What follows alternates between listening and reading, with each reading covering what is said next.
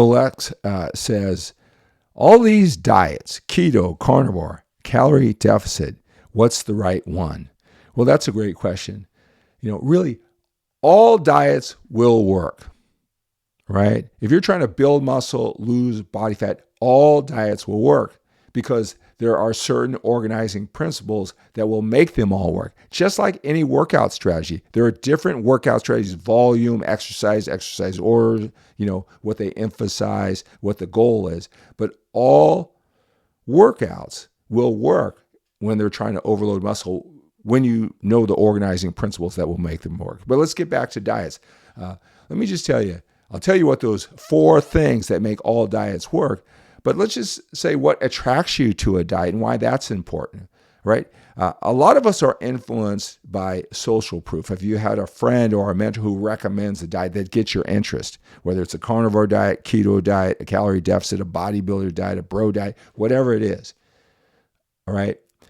Somebody has to influence you because your belief that will work, it's really important to the process, all right?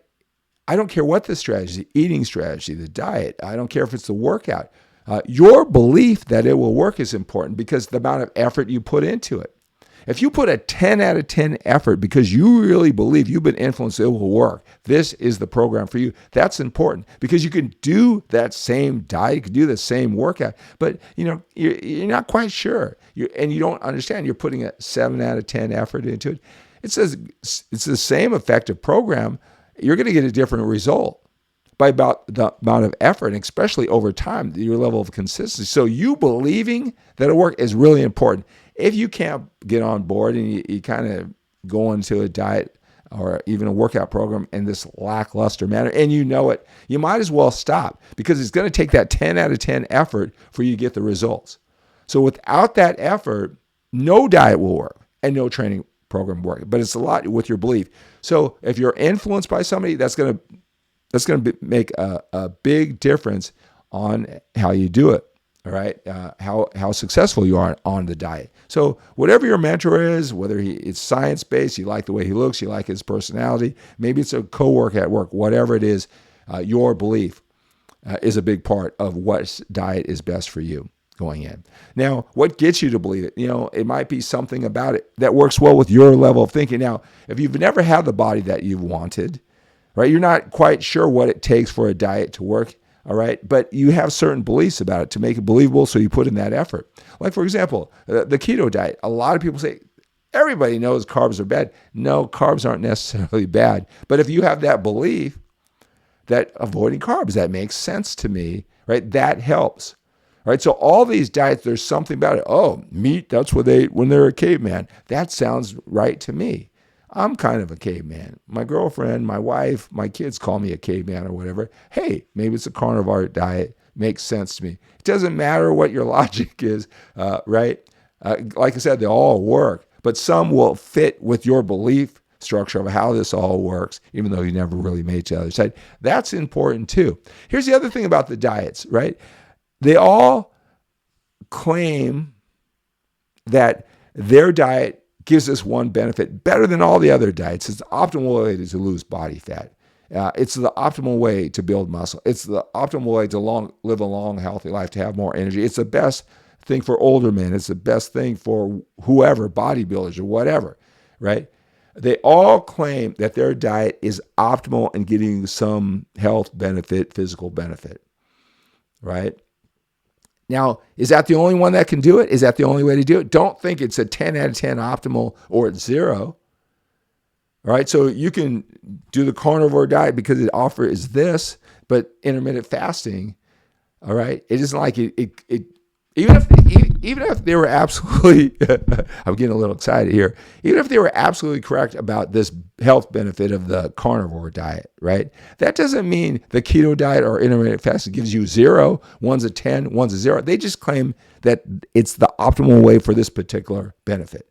All right, so that's the features that are either drawing you or pushing you away from the diets. Now, let me tell you about the 4 things that make every diet work, all right? And now I'm just going to assume that you want to build muscle, certainly maintain what you have at this age, all right? Or you want to lose body fat, both.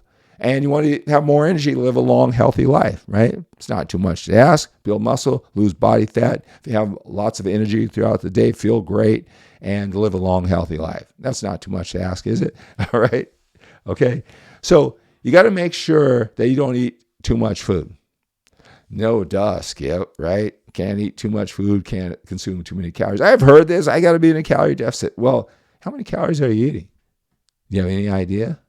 You probably don't have any idea. If you're even like the most dedicated, hardworking man, you have no idea. You just instinctively eating a certain amount of food, portion control, whatever it is, right? Avoid certain foods, whatever that means, clean food or whatever. You do that for a certain standard, a period of time. I'm a 7 out of 10, whatever. So really, you have no idea how much food you're eating. It's just that you use your logic of portion control. You cleaned up your diet, right? And eating what your certain foods that you think are healthy and fit. All right. And your standards, your, hold on a second here.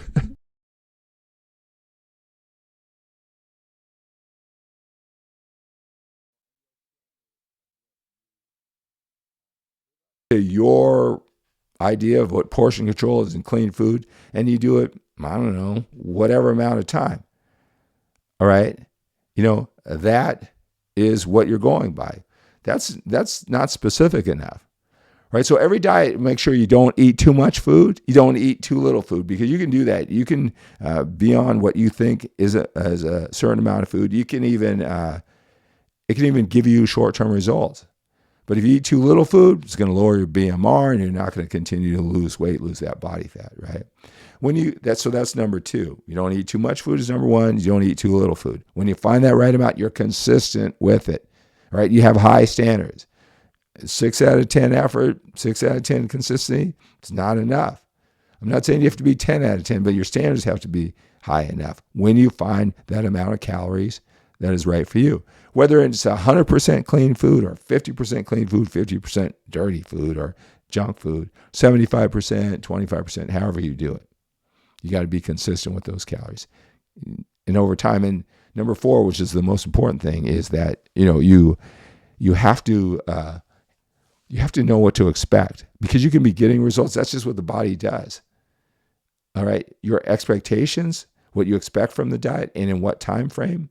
It's really important. That's, just because you've worked hard, right? Just because you lost 5 pounds the first month and now you only lost a pound over the last couple of weeks, that doesn't necessarily mean it's not working. You don't know how the body works and what time frame. You just know you're working hard, you need more. All right, so with all the different diets, that is what's going to make any one of them work and why you're attracted to them in the first place. And I hope that is helpful.